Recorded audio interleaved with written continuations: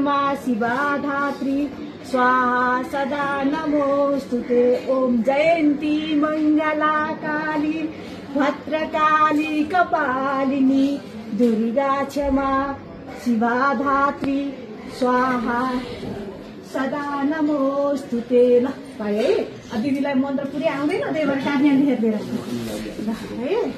ल कान्छा मेरो कान्छा भाइ ल चाँडै त्यो पिट भएको चाहिँ तपाईँ बुवा है बुवा हुन्छ उहाँ चाहिँ।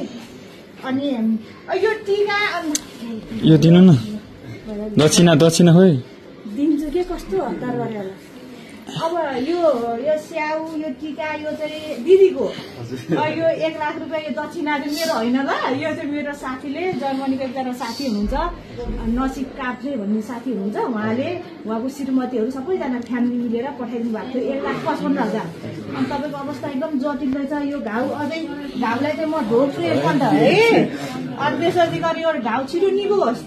अनि त्यसपछि गएर अनि यो चाहिँ हजुरलाई चाहिँ यो दक्षिणा है यो चाहिँ उपचार गर्न दक्षिणा है त भाइ है त। ल ल तिम्रो अब यो चाँडै निको होस् भाइ है।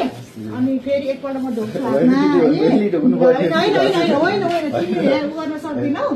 भगवान महाकालीले चाहिँ फेरि एकपल्ट म भन्छु है जयन्ती मङ्गला काली भद्रकाली कपालिनी दुर्गा क्षमा शिवा धात्री स्वाहा सदा नमोस्तुते है त। ल नमस्ते ल अब हामी अर्को ठाउँमा जानुपर्छ भाइ।